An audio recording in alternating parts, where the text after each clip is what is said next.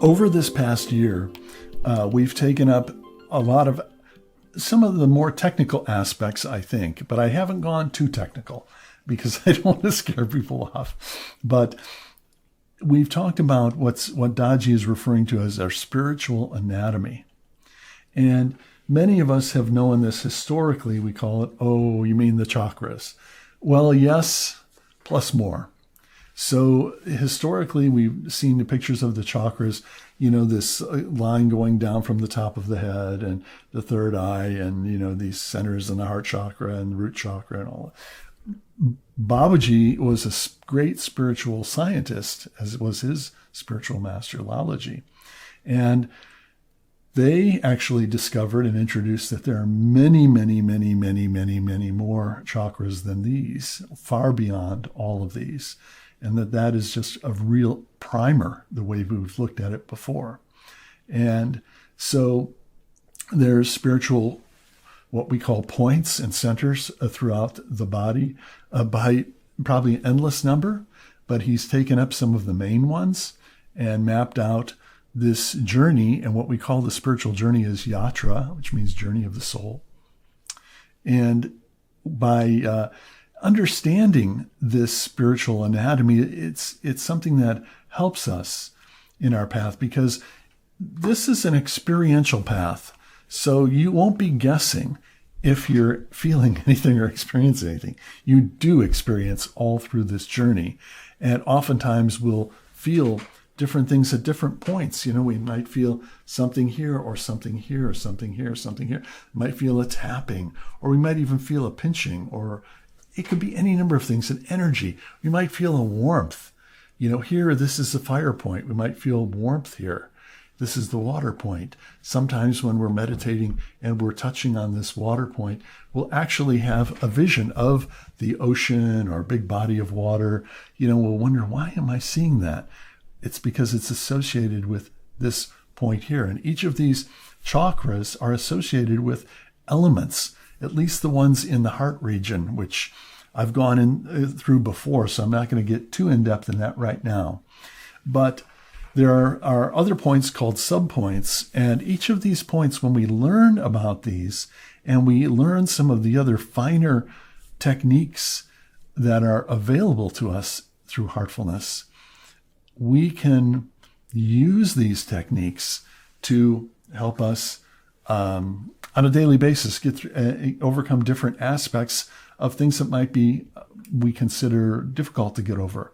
Okay, so today we're going to take up point what's called point B, and I'm going to show you a diagram of this, where we find it in our body. Okay, because our spiritual body does correspond with, the physical body. It's superimposed in our physical body. So we can locate these points on our physical body pretty easily, and we can meditate on those points. So let me pull up this diagram.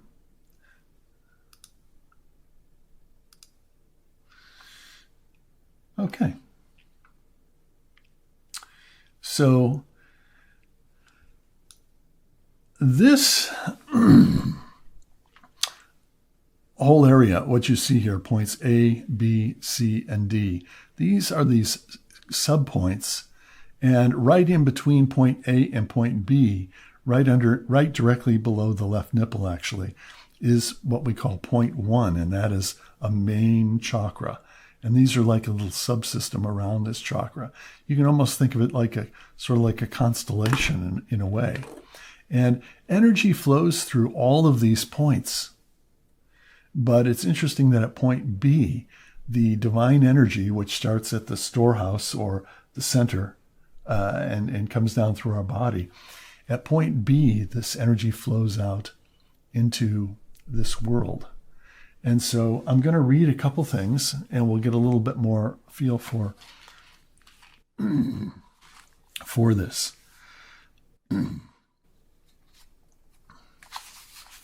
Okay.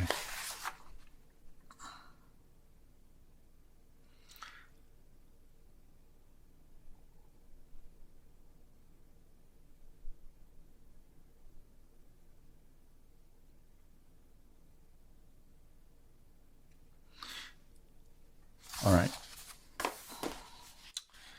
So, meditation on point B. So to locate point B, you find the rib cage cavity, and which is, and I'm not on camera, so it's hard to see, but it's right here. And as you can see in the diagram, if you go over about 2 fingers over or 3 fingers over, you will see that you are, if you draw a line there, that is point B. And you don't have to be exact with this, okay? Because what happens is that something in us knows, if we have the thought that we're going to focus on point B, it starts to become apparent. So as long as we start to get our attention in that general area, it will start to become clearer and clearer, and there will be signs that will come that will help us to know that, yes, we're meditating on point B and there's work going on at point B. So let me read here from an upcoming book called Spiritual Anatomy by Daji. And he talks about to locate the chakras, we first locate 4 points called A, B, C, and D on the body. As I mentioned before, points are specialist chakras and have a specific role. For example, in our body, the nose plays a specific role in the much larger respiratory system.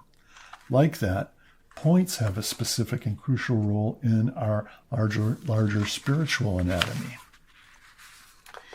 The roles of points A, B, C, and D are foundational in guiding the energy flow, and we will learn a lot more about them, but first we focus on locating them. Starting at the base of the sternum, where the ribcage cavity begins, measure 1 finger width. I think I said 2 or 3. Measure 1 finger width using your own finger down from the sternum. Oh, that's correct. Okay, you measure down from that point where the sternum is located, sternum cavity is. So 1 finger down, and then you move 4 finger widths to the left. This is the location of point B. 2 fingers above that is point B is located point A. Okay, we don't have to, let's not worry about all these other points right now. Let's just take one thing up at a time. So that's how we locate point B. So we locate the sternum cavity down 1 finger width and over 4 finger widths. I know you can't see me, but 4 finger widths, and that is point A. Or point B, I'm sorry, that is point B. Okay. So we meditate on point B because point B will help us to regulate any indulgent tendencies that we have. Okay, so by indulgent tendencies, I mean it could be an indulgent tendency for sex. It could be an indulgent tendency for food. It could be an indulgent tendency for any number of things that are related to the material sphere, anything that we have an indulgence for. If we clean this point B, we get relieved of that so that it's not overpowering us. It puts us back in control again and more regulated again. And this is why point B is very important. Okay. Now I'm going to tell you how to do it, and we're going to walk through this. We're going to do this together today, and we're going to focus on this point B all this week on your own, and we'll also take it up Tuesday, Wednesday, and Thursday in our meditation again, because I found if you really can master this technique, it will be a tool that will be with you all the time, and you can utilize it, and it's so effective at just stabilizing our entire system. It's quite remarkable. So fix the attention on point B and imagine that all your impurities and grossnesses are going out from point B from the front of the body. In the general cleaning that we usually do, it is all from the back of the body, imagining smoke or vapor going out the back. In this case, it is to imagine that they are going out from the front, especially from point B. So we imagine that smoke or vapor is going out of the front of this point B, like this. Okay. Now you imagine that as this process is going on, the glow of the soul begins to appear from behind. So, in other words, if you have a really dirty piece of glass, maybe, and there's a light inside this glass, maybe it's one of those camping lamps, okay, and inside there's a light that's burning, but it's so the glass is so dark we can't even see it. Okay, this is sort of the idea here. We're imagining this smoke or vapor is leaving. It's a mental thought. And as it does, then it's revealing the light that is already present behind that darkness. It's already present there. Oh, and in fact, we go on here, and that is the analogy that's being used. It is like cleaning a dirty light. And as the cleaning goes on, the light is coming out more and more bright. So here also, as this cleaning on point B goes on, you have to imagine that all that dirt and filth that is accumulated there is coming out from that point. And as this cleaning is proceeding, a glow begins to appear from behind, which is the light of the soul. This process is to be done in the morning before beginning morning meditation, but never for more than 10 minutes. Okay, so all of us who've been here for a while, we get up in the morning, we do our morning meditation. Hopefully we're all doing our morning meditation. So what we're going to do this week is we're going to now prioritize this as something we do for 10 minutes first, and then go into our morning meditation. Okay? And we only want to do this for a maximum of 10 minutes. Now, again, as with the cleaning process, sometimes we don't have to do this for 10 minutes. Sometimes we feel that it's suddenly very effective and this work is finished in 2, 3, 4, 5 minutes. That's okay. Go with that. That's following your heart. We should become sensitive to our inner spiritual anatomy, our inner system, because we're going to start to work with it. We're going to start to enliven each of these spiritual points and become sort of discoverers in this journey. All right. Now,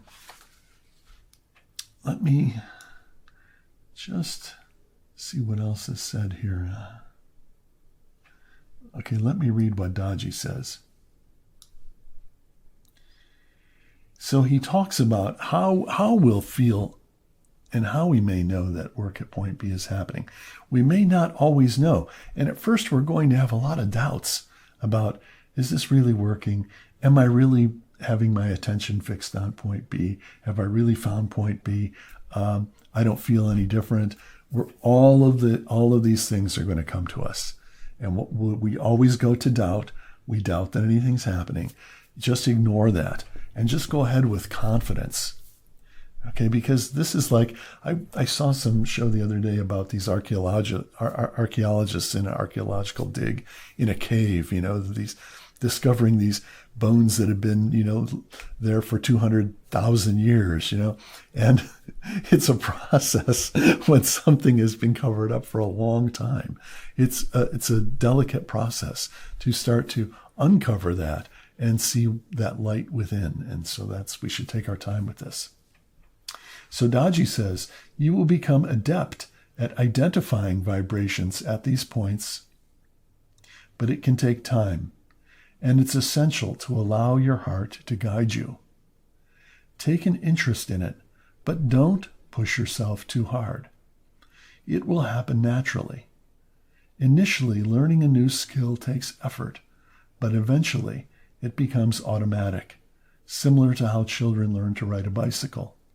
They start with a tricycle, progress to a bicycle with training wheels, and ultimately, they can ride effortlessly while chatting with friends, singing songs, and even without holding the handlebars. So that's how we master all of these points. Okay, so I want to share my personal experience about this. I'll stop the share for right now. There's some new methods also that utilize point B that help us to really become settled in ourselves right away. And I just want to add a little bit more information. When we wake up in the morning, we have thoughts that are there in our mind.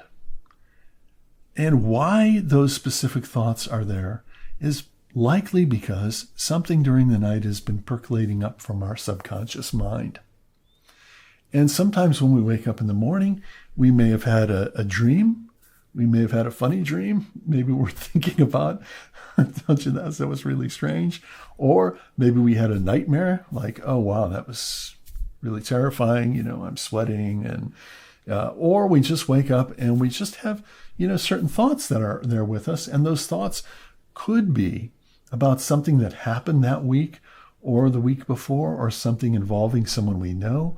It could be any number of things. Here's the thing. This is sort of an opportunity, because when we're at this cusp between the conscious mind and subconscious mind, when we use this point B technique first thing in the morning, you will clear away almost instantly everything that has come to the surface of the mind from the subconscious mind. So everything that is presenting itself to you in your consciousness first thing in the morning is because it's percolated up from deep within. And point B is the very method that we use that will clear all that just like that. It's incredible, actually. And we want to do that because if we don't clean off those initial thoughts that come up from our subconscious mind from during the night, they stay with us. They just stay with us because we don't really know of a method to clean them away. So this is sort of a new and unique process. So this is another reason why point B is so essential.